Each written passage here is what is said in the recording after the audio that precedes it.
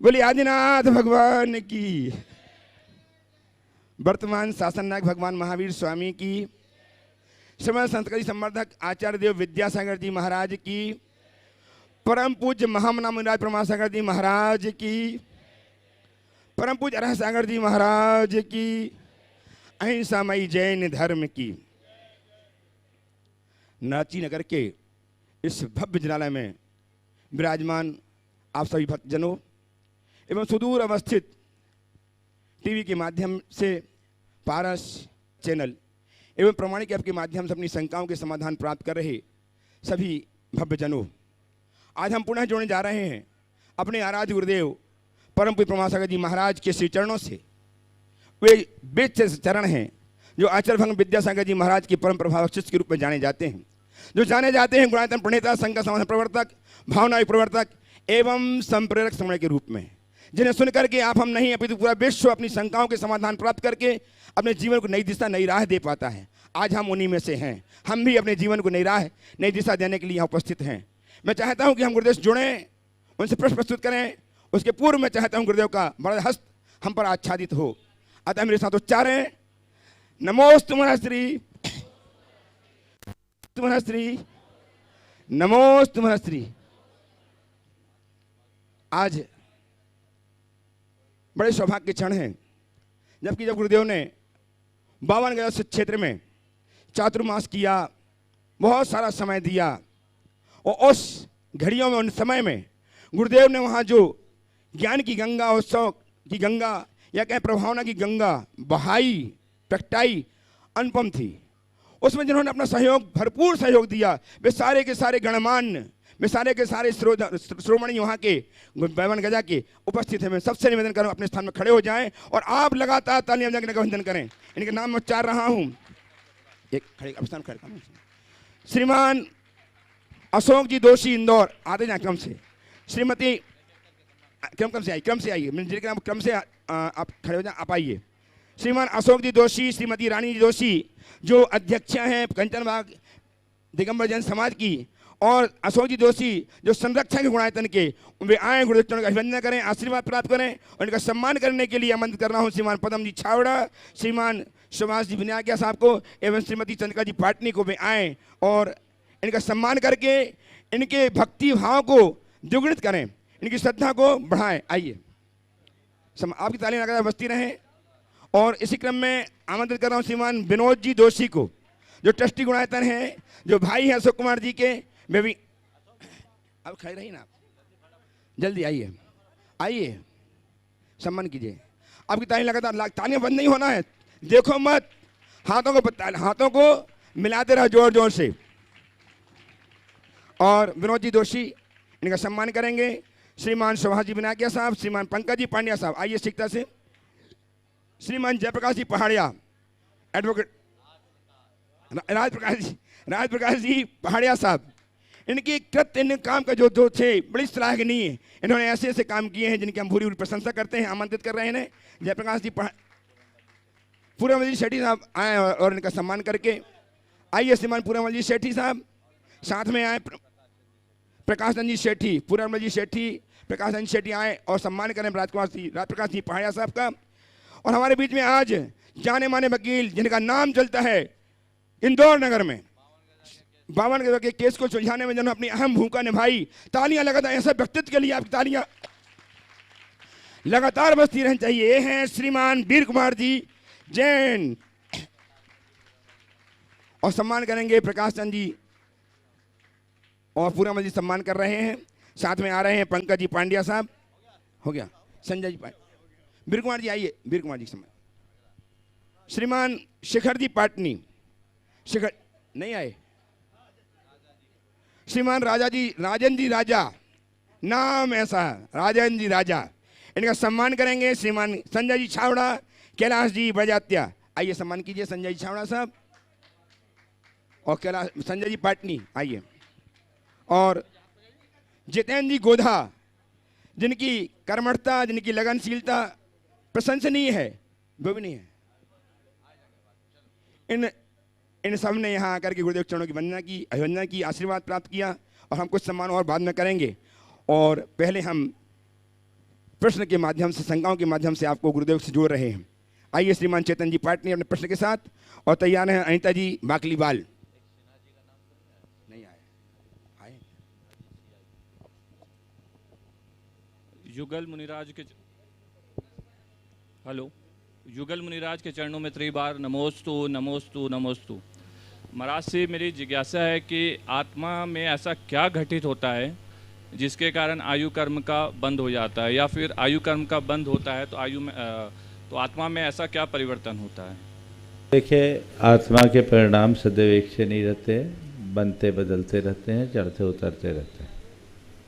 ऐसे तो आत्मा अपनी प्रवृत्तियों के निमित्त से कर्मों का बंध हमेशा करते रहती है, लेकिन आयु कर्म एक ऐसा कर्म है जिसका बंध हर समय नहीं होता। उसके लिए कुछ खास जाति के भाव चाहिए होते हैं। शास्त्रीय भाषा में कहूँ तो ऐसा कह सकता हूँ कि लेस्या के 26 अंश हैं जिनके मध्यम 18 अंशों में आयु बंधती है। पर आयु बंध रही है इसका हम कोई ऐसा उदाहरण नहीं दे सकते कि इस घड़ी आयु बंध रही है, लेकिन भीतर कुछ न कुछ हलचल होती है। जिस घड़ी में आयु कर्म के बंध योग परिणाम होते हैं, आयु कर्म का बंध उसी समय होता है, शेष समय नहीं। तो उसको जान सकते हैं कि जिस समय नहीं जान सकते। हाँ, आयु बंधने के बाद हम अनुमान जरूर कर सकते हैं। आगम में ऐसा विधान है कि देवायु को छोड़कर अन्य कोई आयु बंध जाए तो वह जीव अनुव्रत और महाव्रत भी अंगीकार नहीं कर सकता। हमने राजा श्रेणिक के बारे में सुना। भगवान महावीर का प्रधान शिष्य 60,000 सवाल करने वाला अपने जीवन में रंच मात्र संयम नहीं ले सका, क्योंकि उसकी आयु बंध गई थी। समझ गए? नमस्ते। उपस्थित हों श्रीमती अनीता जी बाकलीवाल। तैयार हैं जितेंद्र जी छावड़ा।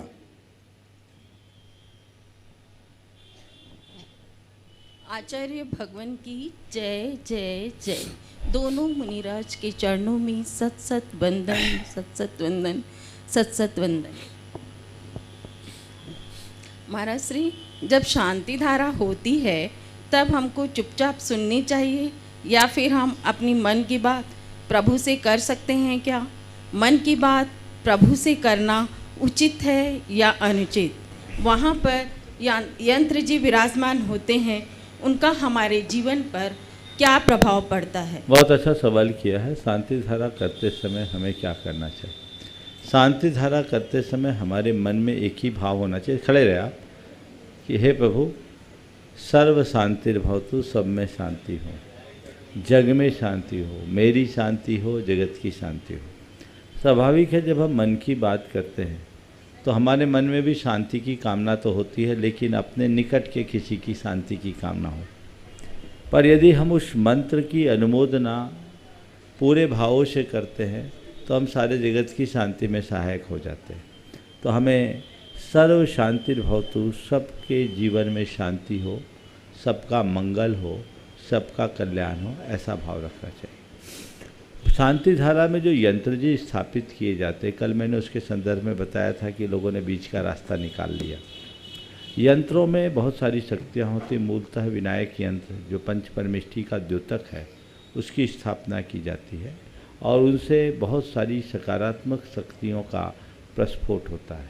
इसलिए यंत्रों का अपना महत्व है, जिनालय में यंत्र रखे जाते हैं। आइए श्रीमान जितेंद्र जी छावड़ा साहब, और तैयार हैं श्रीमती अनीता जी बजात्या। नमोस्तु गुरुवर।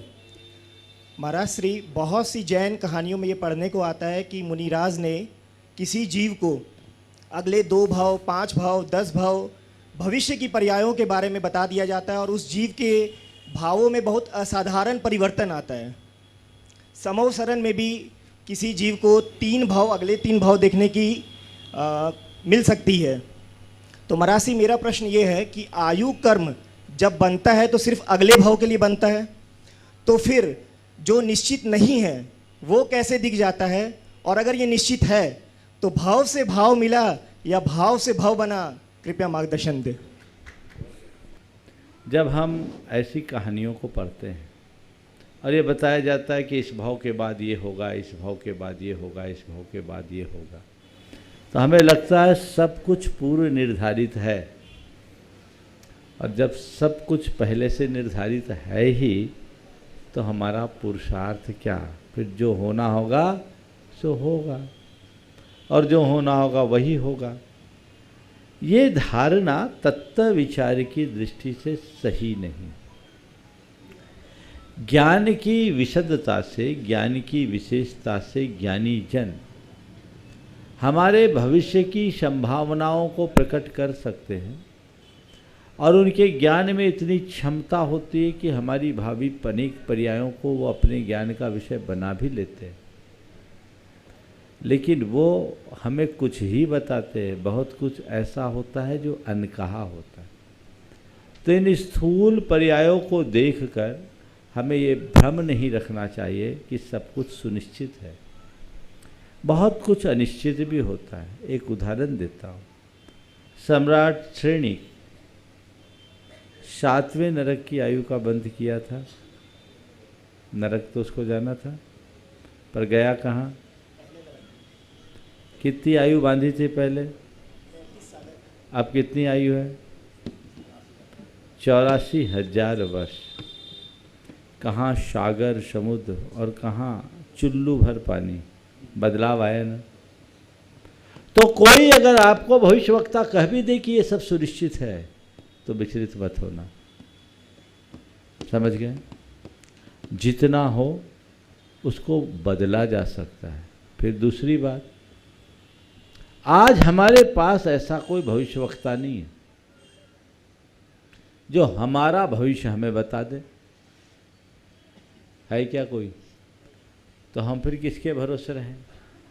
हमें तो हमारा भविष्य भगवान ने बताया है, और उन्होंने एक ही वाक्य कहा है कि तुम जैसा करोगे वैसा भरोगे। तो भगवान ने अपने उपदेश में कहा है कि भव सागर से पार उतरना है तो रत्नत्रय की जहाज पे सवार हो जा। यही ने कहा भगवान ने। भगवान के किसी उपदेश में ऐसा आपको सुनने को या पढ़ने को मिला कि तू क्यों चिंता फिक्र करता है, तेरा जो होना है सब मेरे ज्ञान में आ गया, निष्फिक्र रह, तू तो बस हाथ पर हाथ धर के बैठे रह, तेरा अनंत पुरुषार्थ हो जाएगा? ऐसा कहीं कहा भगवान ने क्या? समझ गए? तो एक पंक्ति में आपकी बात के समाधान के लिए कहूँगा, भगवान के ज्ञान में क्या है इसे हमें नहीं देखना, भगवान के उपदेश में क्या कहा गया उसे याद रखना। समझ गए? हमारा कल्याण। महाराज श्री, क्या पुरुषार्थ से फिर पर्याय में बदलाव संभव है? क्योंकि नरक हमारे हाथ में है, हमारा पुरुषार्थ ही हमारा भवितव्य क्या हम कहाँ जानते। इसलिए जो अपने हाथ में है उसे अंगीकार करो, और कर्म सिद्धांत कहता है जीवन में बहुत कुछ बदलाव संभव। नमस्ते गुरुदेव। उपस्थित हों श्रीमती अनीता जी वैजात्या, और तैयार हैं श्रीमती शिखा जी कोलकाता। शिखा जी कोलकाता। मुनिदेव के चरणों में मेरा कोटि शत नमन। हे गुरुवर, मेरी जिज्ञासा यह है कि आज जो हमारे समाज के बच्चे जो मल्टीनेशनल कंपनियों में काम करते हैं वो विवाह जैसे पवित्र रिश्ते से दूर भाग रहे हैं, और नो मैरिज नो किड्स का फॉर्मूला इतनी तीव्रता से अपना रहे हैं, इसका क्या रिजल्ट होगा आगे जाकर? इसका रिजल्ट यही होगा कि समाज बिल्कुल छिन्न भिन्न हो जाएगी, अराजकता फैलेगी, लोग अनाथ होंगे, हमारी पूरी व्यवस्थाएं चरमरा जाएगी। इसमें माता पिता और समाज की क्या भूमिका? देखिए, माता पिता और समाज की बात तो बड़ी अलग है। जो आज की व्यवस्थाएं हैं वो बहुत चिंताजनक है। मुझे तो ऐसा लगता है कि आने वाले 25-50 वर्ष बाद तो बड़ी बुरी स्थिति हो जाएगी, क्योंकि कानून ने भी इसे मान्यता दे दी, और अब लोग लिव इन के कंसेप्ट पर बहुत तेज़ी से बढ़ रहे हैं। हालांकि एक अवेयरनेस जगाया जा सकता है इसके दुष्परिणाम को बारे में। एक कल्पना चावला करके एक महिला जो यूके में रही, उसका एक आर्टिकल देश में प्रचारित हुआ, लोगों ने उसे वायरल भी किया, और उसने इस बात का उल्लेख किया, एक बहुत प्रोफेशनल महिला थी और उसने अपने जीवन के 50 साल की उम्र तक कोई विवाह नहीं किया। इस बीच वो कईयों के साथ और कईयों के संपर्क में रही। उसने अपनी आप बीती लिखते हुए लिखा था कि आज मुझे अपनी गलती का एहसास होता है और मुझे लगता है कि भारतीय परंपरा के अनुसार किसी एक के साथ बंध के रही होती तो मेरा जीवन ज़्यादा अच्छा होता। बहुत लंबा लेख था उनका, आप लोग भी उस लेख को देख सकते हैं। तो कहने का तात्पर्य ये है कि इसके दुष्परिणामों को हमें प्रचारित करना चाहिए। इसके दूरगामी जो भी परिणाम आने वाले हैं और जो आ रहे हैं, जहाँ भारत में तो ये परंपरा अभी प्रारंभिक दौर में है, पश्चिम में बहुत तेज़ी से पहले से गई, लेकिन वहाँ के जो दुष्परिणाम हैं उनसे लोगों को अवगत कराया जाए तो बहुत बड़ा बदलाव हो सकता है। एक तो ये, दूसरा, हमें बच्चों को अपने जीवन के प्रारंभिक दौर में जीवन की सीमाएं, जीवन की मर्यादा और जीवन साथी के चुनाव के संदर्भ में अपेक्षित मार्गदर्शन दे देना चाहिए। और ये सब काम 12-13 वर्ष की उम्र से धीरे धीरे शुरू करना चाहिए। 12-13 वर्ष की उम्र में उन्हें उनकी जीवन की मर्यादाओं का पाठ पढ़ाना चाहिए, उन्हें अपनी सीमाओं का ज्ञान कराना चाहिए, और फिर 14-15 साल की उम्र में आने के बाद उन्हें ये समझाना चाहिए कि समाज क्या होता है, समाज की व्यवस्था क्या होती है और विवाह के मायने क्या होते हैं, और हमारे जो मर्यादाएं हैं उनकी उपेक्षा करने का परिणाम क्या होता है। यदि ये बातें बच्चों को प्रारंभ से बता दी जाए तो मुझे भरोसा है कि ऐसे बच्चे दिग्भ्रमित होने से बचेंगे और इस तरह की जो कुपरंपराएं हैं उसकी छाया से समाज को बचाया जा सके। उपस्थित हों श्रीमती शिखा जी कोलकाता से, तत्पर रहें श्रीमान अशोक जी, रानी जी दोषी, संरक्षक गुणायतन इंदौर, हमारे अतिथि ग्रुप में आज विराजमान हैं, तैयार रहेंगे अपने श्रीमती के साथ। नमोस्तु महर्षि, नमोस्तु महर्षि, नमोस्तु महर्षि, नमोस्तु महर्षि। महर्षि, मेरे 2 प्रश्न हैं। पहला प्रश्न ये है कि अगर हमें हमारे कर्म फल देते हैं तो हमें जिनेंद्र भगवान की पूजा अर्चना क्यों करनी चाहिए? और दूसरा प्रश्न ये है कि आज हर बच्चा और जो स्कूल जा रहा है और बच्चे की माँ, सबका यही एस्पिरेशन होता है कि एक दिन बड़े होकर बच्चे को एस्ट्रोनॉट बनना है, इंजीनियर बनना है, सबका यही एस्पिरेशन है। तो हम जब भगवान का दर्शन करने जाते हैं तो बच्चों को ये कहते हैं कि भगवान जैसा बनना है, तो बच्चा एक कन्फ्यूजन स्टेट में रहता है, कंफ्यूज स्टेट में रहता है कि उसे भगवान बनना है या इंजीनियर बनना है। तो वही वो बच्चे को क्या भावना भानी चाहिए जब वो भगवान का दर्शन कर रहा है? तो बहुत बहुत अच्छा सवाल है आपका। पहला सवाल, ये सब कर्म के अनुसार होता है, तो भगवान की पूजा भक्ति करने का क्या उचित? इस संदर्भ में मैं आपसे ये कहूँगा, ये यथार्थ है कि हमारे जीवन में कर्मों का महत्वपूर्ण स्थान है। हमारे जीवन में जो भी संयोग घटते हैं उनमें कर्म संयोग की महत्वपूर्ण भूमिका है। पर पहली बात तो अपने जहन में ये बिठा ले कि मेरे जीवन में जो कुछ भी घटता है सब कर्म से ही नहीं घटता, कर्म के अतिरिक्त भी अनेक कारक हैं। उसमें काल है, भवितव्य है, संयोग है, दैव है, ये सब चीज़ें भी उसमें कारगर होते हैं। इन सब के समावेश में कर्म का भी एक रोल होता है जो थोड़ा बड़ा होता है, पर लोक में बोलचाल में हम कर्म कर्म कर्म पर ही आ जाते हैं।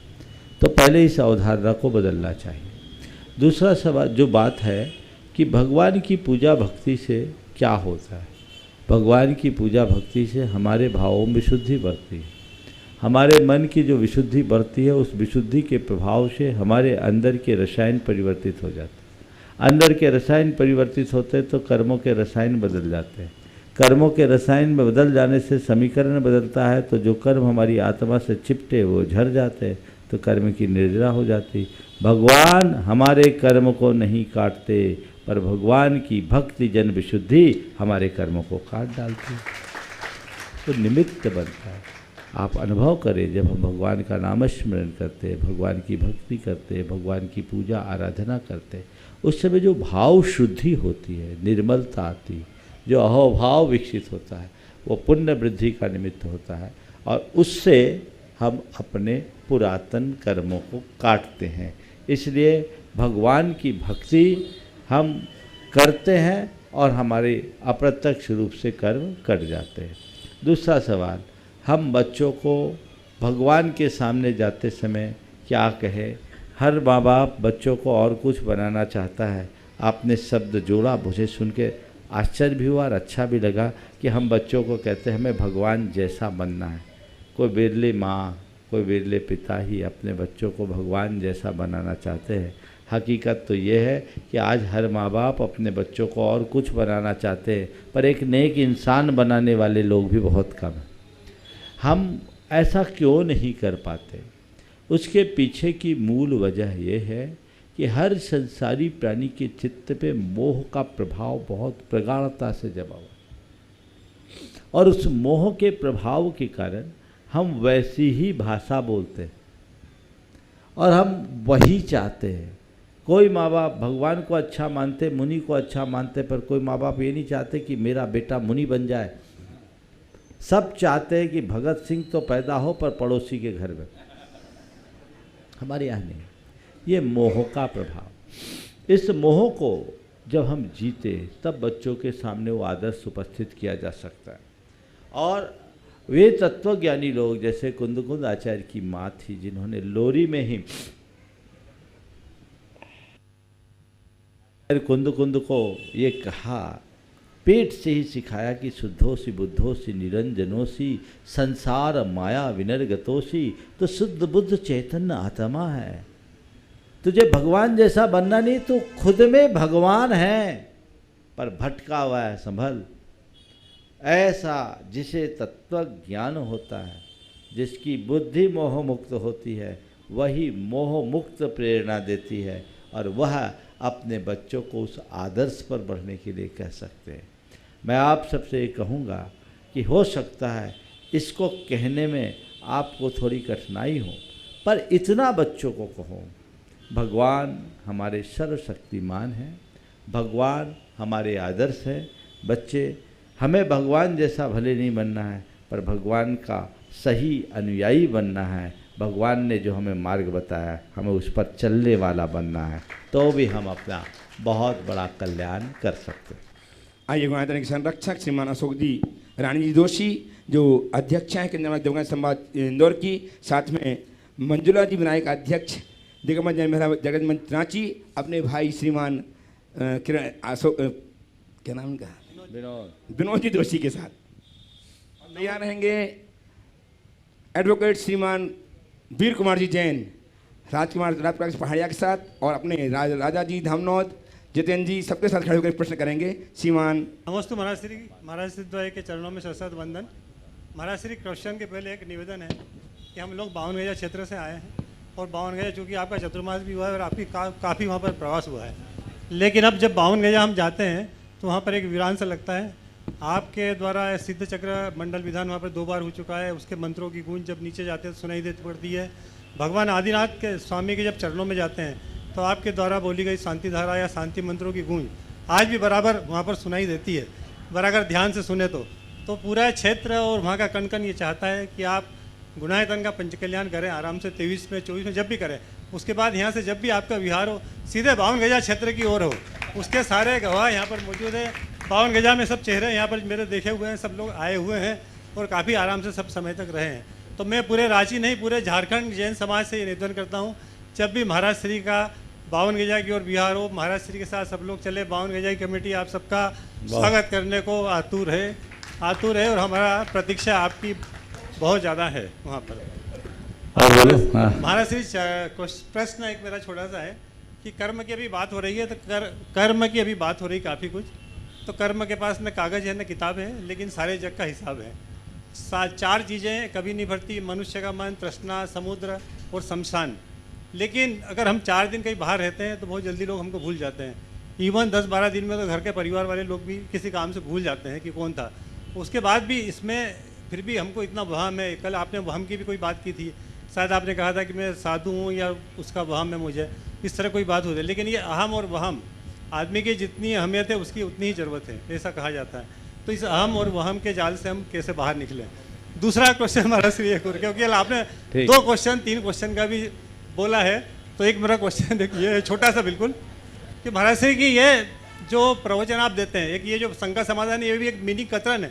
कतरन का मतलब क्या होता है, एक बहुत बड़ा आलेख और एक छोटी 2 बात। तो एक जो शंका समाधान है ना, ये भी एक प्रवचन का बहुत छोटा सा सार है, लेकिन ये बात लोगों को समझ में बिल्कुल नहीं आती है। लेकिन यही बात अगर कोई 2-4 लाख रुपए वाला मोटिवेशन स्पीकर आके सुनाता है तो ये आदमी को एकदम समझ में आ जाती है। तो मुझे ये समझ में नहीं आता है कि ऐसा क्यों हो रहा है। प्रवचन इतने महाराज श्री देते हैं, आप इतनी इतनी अच्छी बातें बताते हैं, लेकिन फिर भी समझ में बिल्कुल भी नहीं आ पा रही। तीसरा, महाराज श्री जैन समाज का उद्धार बिल्कुल नहीं हो रहा है, क्योंकि जैन समाज की जो शिक्षा है ना, उसमें सबसे बड़ा दोष ये है कि वो नौकरी पाने के लिए शिक्षा कर रहा है, उसका संस्कार ये व्यापार के लिए वो शिक्षा नहीं पा रहा है। व्यापार देने के लिए अगर शिक्षा करेंगे तो जैन समाज का उद्धार होगा, ऐसा मेरे चरणों में आपका निवेदन है। आपका 3 सवाल पूरी कमेटी का सवाल हो।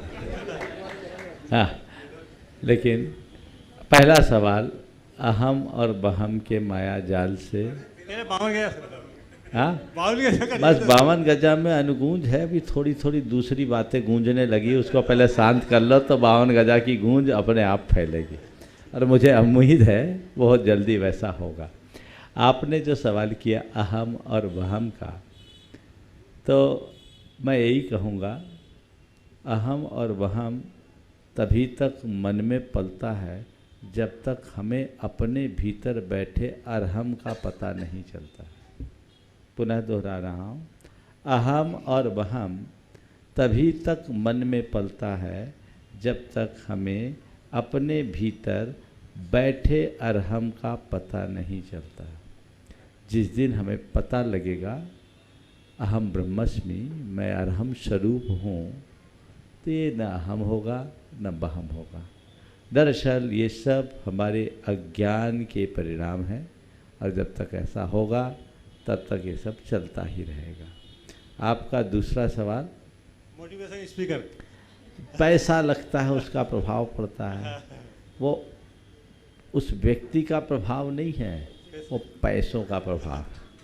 समझ गए ना? जब आदमी कुछ लगाता है तो उसे लगता है हमें कुछ चाहिए।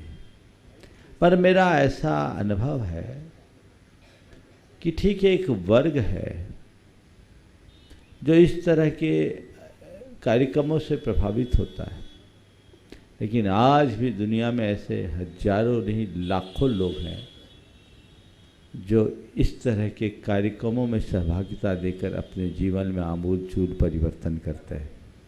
उसमें न केवल जैन, अपितु बहुत से अजैन बंधु भी। आज एक सिन्हा जी मेरे पास आए, उपस्थित है सभा में, सीआई साहब आ जाइए आगे।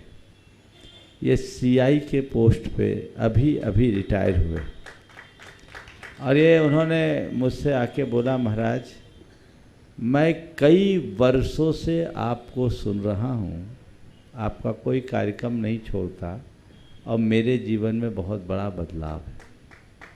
मेरा मानना है ये जो बाहर के लोगों के कार्यक्रम अटेंड करने के बाद परिवर्तन की बात सुनाई देती है ना, वो सुनने में आता है, होता है कोई गारंटी नहीं। क्यों? जो मोटी रकम खर्चा करके जाएगा और बाहर आके कहेगा मुझ में बदलाव नहीं, तो लोग कहेंगे तू ठगा गया। तो बदलाव हो या ना हो, बोलना तो पड़ता है मुझ में बदलाव। लेकिन जिसके हृदय में श्रद्धा का भाव है, उसके जीवन पर साधारण बातों का भी असाधारण प्रभाव है। तो श्रद्धा जगनी चाहिए। और चलिए, मैं तो सकारात्मक दृष्टि से देखता हूँ, परिवर्तन हमारे वचनों से आए या पैसा लगा के आए, परिवर्तन तो आ जाए, धरती का उद्धार तो उसमें होगा। कहीं से परिवर्तन आए, कहीं से परिवर्तन आए, ये हमारी दृष्टि होनी चाहिए कि परिवर्तन हो। वो परिवर्तन जब घटित होगा, जीवन में बहुत बड़ा बदलाव होगा। हाँ, आपका कोटा हो गया, इनको दो। राजप्रकाश जी, वीर कुमार जी। हाँ, नमोस्तु महाराज श्री। जैसा दोषी जी ने कहा, ये अभी 10 दिन पहले जब मैं 52 गजा की यात्रा पर गया, तो वहाँ पर जो अनुगूंज, जो अतिशय और जो प्रभाव देखने को मिला, वो इस बात का प्रमाण है कि आपका प्रभाव और आपका आशीर्वाद उस क्षेत्र पर आज भी विद्यमान है। जय बोलिए बावन गजा वाले बड़े बाबा की जय। महाराज जी, मेरा बड़ा एक व्यवहारिक प्रश्न मैं रख रहा हूँ। ज्ञान और संस्कार इन दोनों में ज़्यादा महत्वपूर्ण क्या है, और वर्तमान परिस्थितियां जो चल रही हैं, जिस तरह की शिक्षा चल रही है, उसमें संस्कार का कितना महत्व है, ये मैं प्रश्न आपके साथ। बहुत अच्छा सवाल है। पहले तो मैं चाहूँगा एक बार वीर कुमार जी का पूरा सुनो, उसके बाद वीर कुमार जी का करतर ध्वनि से आप सब जोरदार सम्मान करें। ये वह शख्स है जिसने 52 गजा के मसले पर रात दिन एक करके एक बहुत बड़ी सफलता दिलाई, और वह सफलता केवल एक सफलता नहीं, पूरी की पूरी परंपरा की रक्षा के लिए एक बहुत बड़ा कीर्तिमान स्थापित हुआ। ये बहुत बड़ी देन। आपने जो सवाल किया, ज्ञान और संस्कार में क्या अंतर है? देखिए, अगर ज्ञान को हम शब्द ज्ञान के रूप में देखें तो ज्ञान का मतलब है सूचनाओं का संग्रह, और ज्ञान को अंतर ज्ञान के रूप में देखें तो ज्ञान का मतलब है प्रज्ञा का जागरण, विवेक या सूझबूझ की अभिव्यक्ति। अगर मनुष्य के भीतर यथार्थ ज्ञान हो गया तो उसके संस्कार बदलते हैं और जीवन तदनुरूप। उस दृष्टि में देखें तो मैं कह सकता हूँ जीवन की वास्तविकता का ज्ञान मनुष्य के संस्कारों को पुष्ट करता है। और दूसरी तरफ जब हम ज्ञान को कागजी ज्ञान के रूप में देखकर चलते हैं तो कागजी ज्ञान कई बार हमारे लिए अभिमान का कारण भी बन जाता है। बहुत सारे लोग हैं जिनके जीवन में ज्ञान तो बहुत दिखता है, लेकिन उनके संस्कार बिल्कुल उल्टे दिखते हैं, क्योंकि वो ज्ञान उनका पेशा हो जाता है, वो उनके जीवन के परिवर्तन का आधार नहीं। तो ज्ञान को पेशा का अंग नहीं बनाना, ज्ञान को जीवन के रूपांतरण का आधार बनाना चाहिए। और ज्ञान संस्कारों से और निखरता है। मैंने जो ज्ञान पाया उसके साथ साथ संस्कार हो, पर संस्कार भी केवल परंपरागत संस्कार नहीं होना चाहिए। ज्ञान मूलक संस्कार यदि जीवन में पड़ते हैं तो जीवन में बहुत बड़ा बदलाव घटित होता है। हाँ, मैं निवेदन कर रहा हूँ दिवंगत जैन समाज के अध्यक्ष श्रीमान पदम चंद जी छाबड़ा से, वे जितेंद्र जी एवं शिखर जी का सम्मान करके गौरव समाज के गौरव को संवर्धित करें। हाँ, दोषी जी पूछिए जल्दी से। रानी जी देव मुनीश्वर के चरणों में शत नमन। आप भी कर लीजिए, सम्मान कीजिए जितेंद्र जी का और शिखर जी का। आगे हम बुला देते हैं। आइए पदम जी साथ शिवाजी विनायक सब आ जाएं, शिवाजी विनायक आ जाएं। आइए आप बोलिए, साथ साथ चलेगा। हाँ बोलिए आप। महर्षि, आप एमपी में आए, मध्य प्रदेश में तो आपका आगमन हुआ, लेकिन जो मध्य प्रदेश की मध्य सिटी है इंदौर, उसमें आपका आगमन नहीं हुआ। और मैं सिर्फ समोशरण की तरफ से नहीं बोल रही हूँ कि मैं वहाँ की अध्यक्ष हूँ, मैं तो इसलिए बोल रही हूँ कि पूरा इंदौर, और इंदौर में दिगंबर जैन समाज नहीं, श्वेतांबर समाज भी, समग्र जैन समाज ये इच्छुक है कि आप कब आए, वो पलक पावड़े बिछाए बैठी है। तो मेरा सवाल यही है कि ऐसा क्या करें कि वो उनकी इच्छाएं खत्म हो जाए और आपका आगमन हो। देखो, मैं तो एक ही बात जानता हूँ, कुछ बकाया रहना चाहिए ताकि खाता खुला रहे।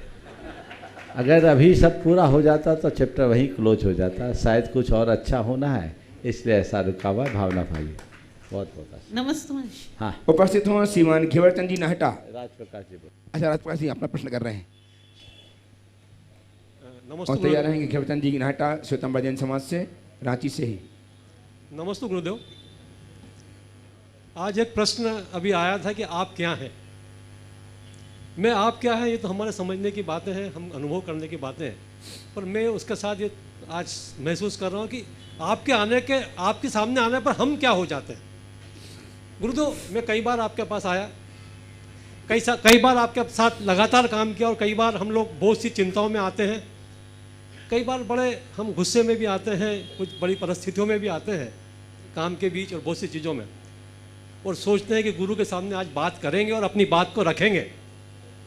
पर आपके पास आने के बाद ऐसा लगता है कि शायद वो बात अपने आप ही आप बोल देते हैं या निपट जाती है, और हमें हमारी बात बोलने का मौका ही नहीं मिलता।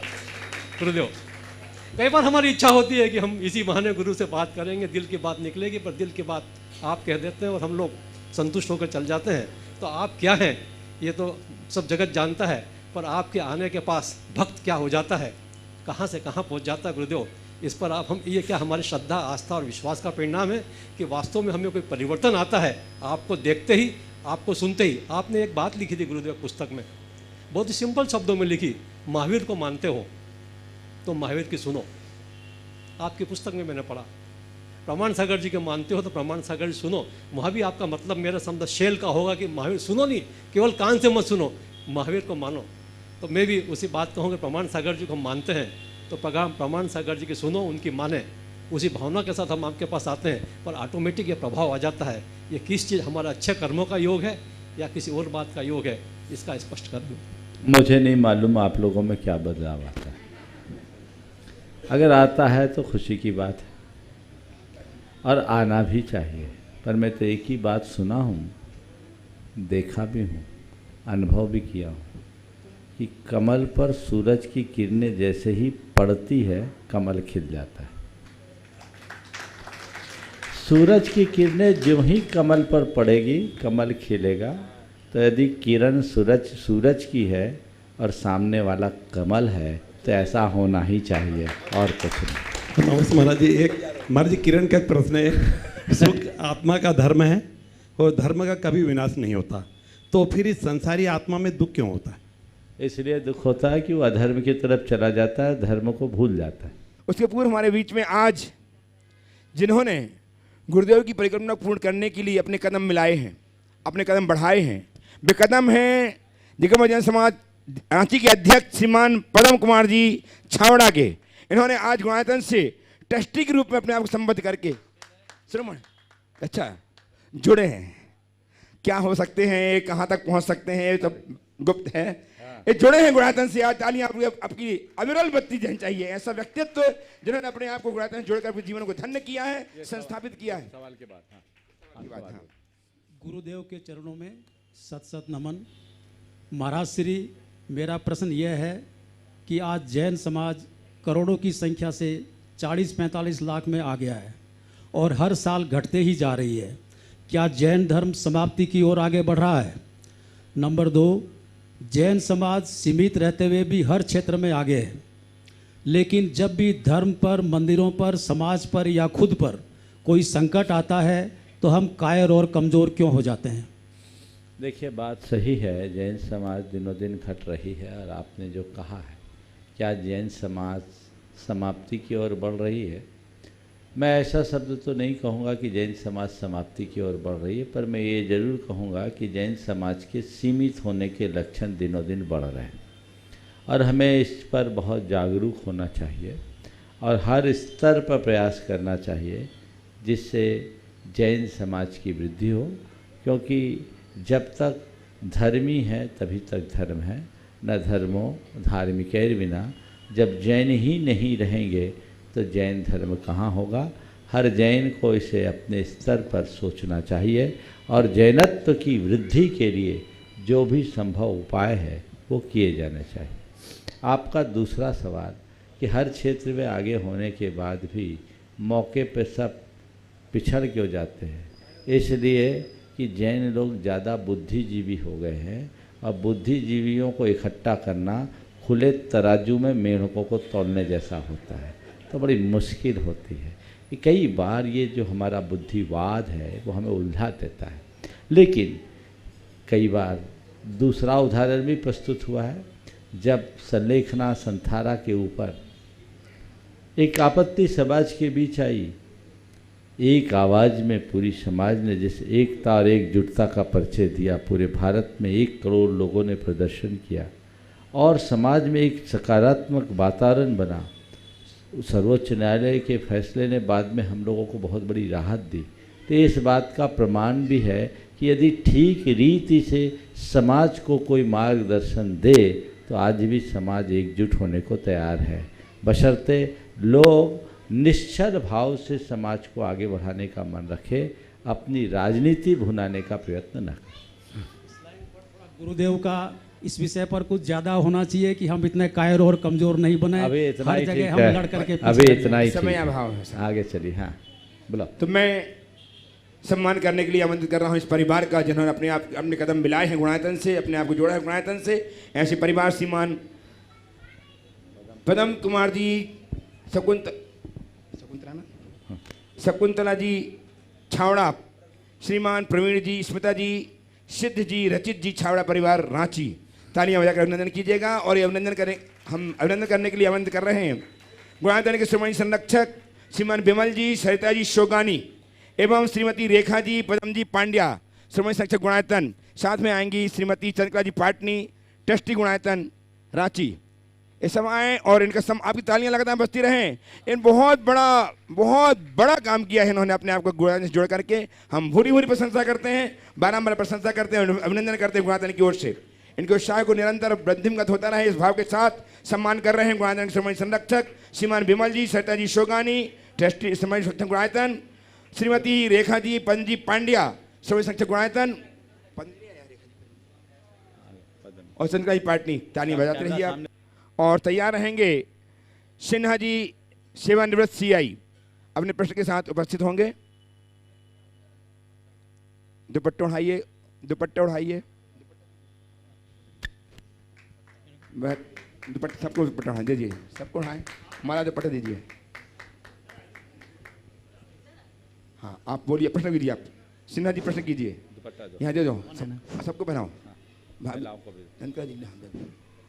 यहाँ सम्मान होता रहेगा, आप प्रश्न करिए, बोलिए आप। तैयार रहेंगे श्रीमती रेखा जी, पदम जी पांड्या, श्रोमणी संरक्षक गुणायतन रांची। तैयार रहेंगे अपने प्रश्न के साथ। बच्चों को भी करो। हाँ।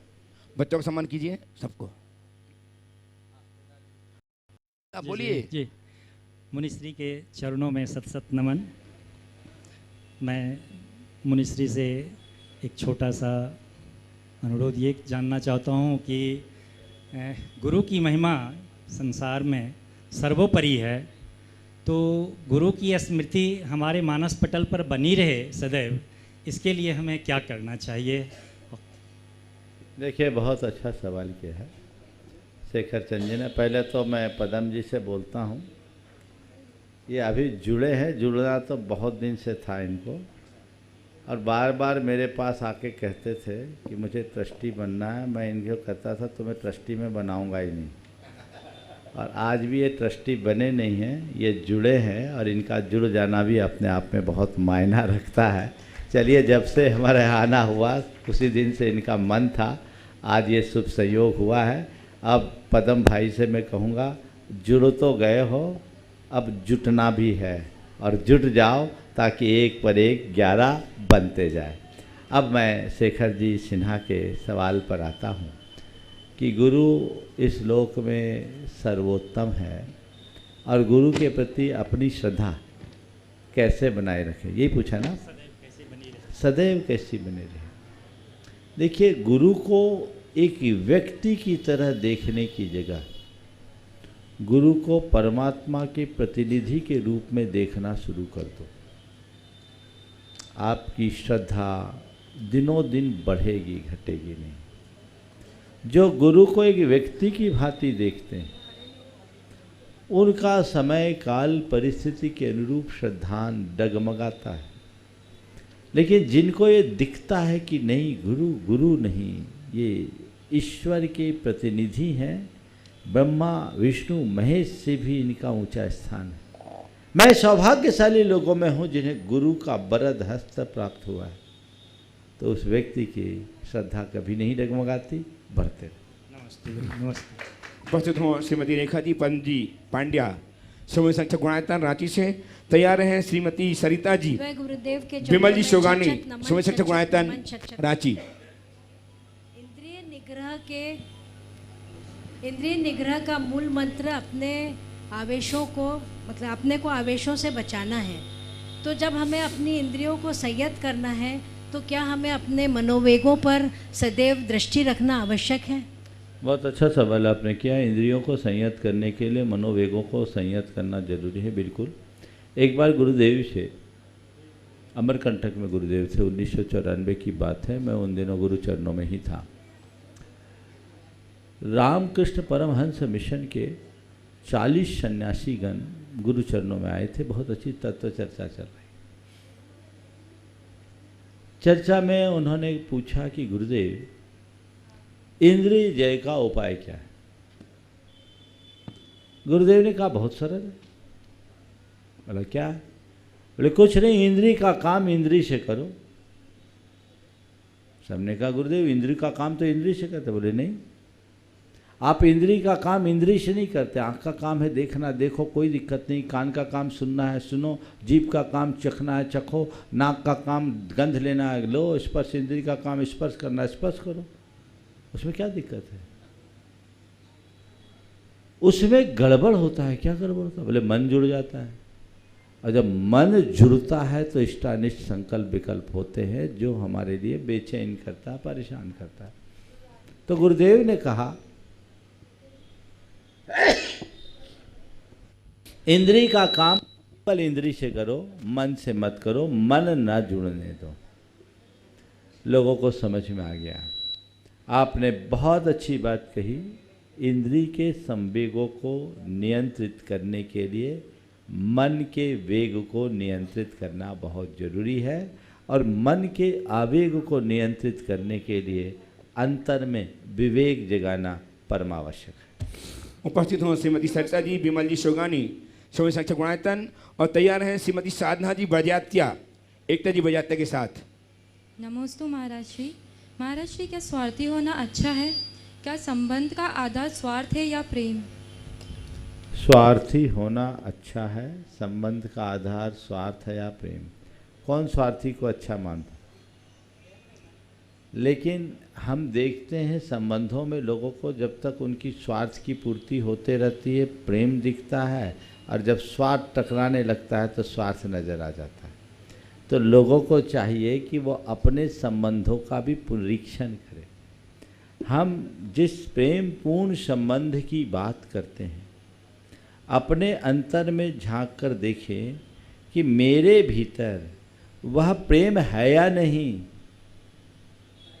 प्रेम उभय पक्ष से होता है। संबंध यथातथा प्रेम पूर्ण ही होने चाहिए, और वह तभी होगा जब हम अपेक्षा मुक्त होकर जीवन जिए। आइए श्रीमती साधना जी बजात्या एकता जी के साथ, और तैयार रहें श्रीमान राजेश जी जैन पुणे। दोनों महाराज जी के चरणों में पावन चरणों में बारंबार नमस्तु नमस्तु नमस्तु। कई व्यक्ति महाराज श्री ऐसे होते हैं जिन्हें धर्म में और भगवान में तो श्रद्धान होता है, पर धार्मिक क्रियाओं में नहीं। वे मंदिर आते हैं, माला भी फेरते हैं, पर पूजा अभिषेक विधान करने बोलो तो रुचि नहीं रखते। तो उनके में कैसे परिवर्तन लाएं, कैसे समझाएं? देखिए, ऐसे लोगों को समझाने की जगह पहले खुद को समझा लेना चाहिए। पहली बात, कम से कम मंदिर आ रहा है, माला जाप कर रहा है, ये कम नहीं है। हर व्यक्ति की रुचि अनुरूप ही प्रवृत्ति होती है। प्रायः बहुत लोगों की शिकायत होती कि हमारे परिवार में लोग पूरी तरह धार्मिक क्रियाएं नहीं करते हैं, और स्वाभाविक भी कई लोगों को बहुत दुख होता। मैं एक स्थान पर था, एक बहन जी बहुत परेशान थी। उनके पति समाज के प्रमुखों में थे, मंदिर अगर आते थे पर पूजा पाठ धार्मिक क्रियाओं में ज़्यादा समय नहीं दे पाते थे। वो बहुत दुखी होकर आई और उन्होंने मुझसे सवाल किया, वहाँ एक बड़ा विधान होना था। तो आकर के उन्होंने सवाल किया कि महाराज जी, पति का समाज में प्रमुख होना पुण्य है या पाप? मैंने पूछा क्या बोल रही? बोले महाराज जी क्या बताऊं, मेरी जितनी सहेलियां हैं सब अपने पति के साथ विधान में बैठ रही है, बढ़ चढ़ करके हिस्सा ले रही। मेरी भी इच्छा होती है, आपके सानिध्य में विधान हो रहा है, आज तक मैं नहीं बैठ पाई, जोड़े से बैठ जाऊं, आज सब तरह से समर्थ हूं। मैं उनसे बोलती हूँ, बोलते तुझे बैठना बैठ जा, मेरे को फुर्सत नहीं, मेरे साथ बहुत काम है, बहुत काम है। तो मुझे लगता है कि मेरे पति समाज के प्रमुख होने की जगह एक साधारण व्यक्ति होते तो ज़्यादा अच्छा है। समाज के प्रमुख की पत्नी होना मेरे पापोदय का निमित्त बन गया। उन्होंने बोला, मैंने कहा ठहरो, अभी तुम्हारा पुण्योदय ले आता हूँ। मैंने उन लोगों को बुलाया, हमने पूछा भैया क्या बात है? बोले महाराज जी, अगर हम सब लोग पूजा में बैठ जाएंगे तो व्यवस्था कौन बनाएगा? फिर तो कोई पूजा नहीं कर पाएगा। बोले कोई बात नहीं, मैं एक व्यवस्था बनाता। बोले क्या करो? बोले तुम सब पूजा में बैठो। बोले व्यवस्था कौन बनाएगा? बोले बन जाएगी। बोले कैसे बनेगा? बोले तुम्हारी इंद्रानी फिक्स होगी, इंद्र चलता फिरता रहेगा, बैठेगा, मौका आएगा तो अर्घ्य भी चढ़ा लेगा और पूजा भी कर लेगा। लोगों को बहुत अच्छा लगा, बढ़ चढ़ कर के हिस्सा लिया, लोग विधान में शामिल हुए और उसमें ऐसा रस जग गया कि उन्होंने पूरी पूजा बड़े आनंद के साथ संपन्न की। अब मैं आपके संदर्भ में आता हूँ। पहली बात, यदि कोई व्यक्ति धार्मिक क्रियाएं कम कर रहा है तो उसके पीछे पड़ना बंद कीजिए, क्योंकि जितना आप बोलेंगे वो उतना दूर भागेगा और इसके पीछे कई बार संक्लेश भी हो जाता है, लड़ाइयाँ भी हो जाती। तो उससे बचिए, उसको टालिए और ये सोचिए कि चलो कम से कम धर्म नहीं कर रहा है, अधर्म तो नहीं कर रहा है, यही बहुत बड़ी बात। मुझे तो नहीं रोक रहा, यही बहुत बड़ी बात। फिर ऐसे व्यक्ति की रुचि जगने की प्रतीक्षा कीजिए। अगर एक बार रुचि जग जाए तो हो सकता है सामने वाला आपसे भी आगे निकल जाए, और ऐसे भी अनेक उदाहरण हैं। तो रुचि जगानी चाहिए, एक दो बार प्रेरणा दो, बार बार मत कहो। अगर सामने वाले के मन में नहीं लगता मत करो। मैं आपको एक उदाहरण देता, एक प्रोफेसर दंपति थे, पत्नी धार्मिक, पति साइकोलॉजी का प्रोफेसर। वो अपनी पत्नी को मंदिर छोड़ने आता था, बाहर बैठा रहता था, भगवान को ढोक लगाने नहीं आता। रोज पत्नी को वही छोड़ने आए और खुद अंदर नहीं आए। एक दिन मैंने उनकी धर्मपत्नी से पूछा, क्या बात है, आपके श्रीमान नहीं आते? बोले महाराज बाहर बैठे। बोले अंदर नहीं आते? बोले नहीं महाराज जी, उनकी सीमा यही है, बोलते हैं मैं अपने जैसा गंदा आदमी को भगवान के पास नहीं ले जाना चाहता, तुम्हारा काम तुम करो, मैं इस लायक जिस दिन हो जाऊंगा उस दिन भगवान के पास जाऊँ।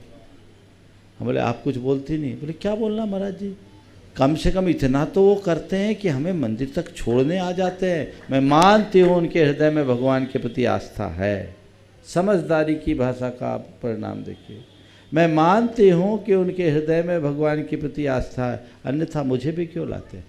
महाराज जी उनकी पर्सनल लाइफ है, मैं उसमें इंटरफेयर क्यों करूँ? हमने कहा बहुत सही आपने कदम उठाया। फिर कुछ दिन बाद संयोग से उनका एक मित्र मेरे पास ले आया, बातचीत हुई, मैंने थोड़ा सा उनको मोटिवेट किया। उनके मन में ये था कि हम लोग इतना पाप करते हैं और भगवान के पास जाकर दर्शन करें और भक्ति करने की बात करें तो हम उस लायक है कहाँ, भगवान के दर्शन करते हैं और बाहर आके पाप करते हैं। तो मैंने उनसे कहा कि आप भगवान के दर्शन करने के लिए जाओ, इसलिए मत जाओ कि हम बाहर जाके पाप करें, भगवान के पास दर्शन करने के लिए इसलिए जाओ कि भगवान ऐसी शक्ति दो कि मेरा पाप कम हो सके। उनको बात बैठी है, बोले एक प्रार्थना तो कर सकते हो, आप तो मनोविज्ञान के प्राध्यापक हो, चीज़ों को समझते। उन्हें बात जची और ऐसा परिवर्तन आया, ये लगभग 8 वर्ष पुरानी बात है। आज दोनों पति पत्नी नित्य पूजन करते हैं। बदलाव, तो बदलाव सहज आता है, जबरदस्ती नहीं। इतना ध्यान रखना चाहिए। उपस्थित हों गुरु चंद्री श्रीमान राजेश जी जैन पुणे से, तैयार हैं श्रीमती साधना जी एकता जी बजात्या। नमोस्तु गुरुदेव। गुरुदेव मैंने आज एक उक्ति पढ़ी कि यदि आपका कोई विरोधी नहीं है, इसका मतलब आप उस समय खामोश रहे जब आपका सत्य बोलना बहुत ज़्यादा ज़रूरी था। गुरुदेव इसके विपरीत दूसरा पक्ष है जो हम कॉर्पोरेट में भी जो बात की जाती है कि हमें पारस्परिक संबंध यानी इंटरपर्सनल रिलेशन बना के रखने हैं। तो गुरुदेव मेरा प्रश्न है, ऐसी कौन सी परिस्थितियाँ हैं, चाहे वो हमारी पर्सनल लाइफ हो या प्रोफेशनल या सामाजिक व्यवहार, जिसके अंदर हमारे को खुलकर अपना पक्ष रखना है और किन परिस्थितियों में हमें पारस्परिक संबंधों को महत्व देना है? आपके सवाल का सार है कहाँ हमें खामोश रहना चाहिए और कहाँ खुलकर बोलना चाहिए। अगर व्यवहारिक धरातल पर बात करूं तो मैं कहूँगा जहाँ उलझने की संभावना हो वहाँ खामोश रहना चाहिए। जहाँ उलझने की संभावना हो वहाँ खामोश रहना चाहिए, और जहाँ किसी को सुलझाने का प्रसंग हो खुलकर बोलना चाहिए। हम लोग उल्टा करते हैं, जहाँ उलझने की संभावना वहाँ खुलकर बोलते हैं और जहाँ सुलझाने का प्रसंग हो वहाँ मौन धर लेते हैं। तो दोनों साइड से मामला उलझा रहता है। हमें उलझना नहीं है, सुलझना है, सुलझाना है। ये प्रक्रिया सतत बना करके चलना है ताकि हम अपने जीवन को आगे बढ़ा सकें। कल आप सब लोगों ने, आज प्रातःकाल सभी लोगों ने भावना योग का लाभ लिया, बहुत अच्छे से लाभ लिया। और कल फिर प्रातःकाल 5 बजे से भावना योग उसी स्थान पर होगा जहां आज हुआ। आप सब उसका उसी उत्साह के साथ लाभ लेंगे। यहीं पर विराम। बोलिए परम पूज्य आचार्य गुरुवर श्री विद्यासागर जी महाराज की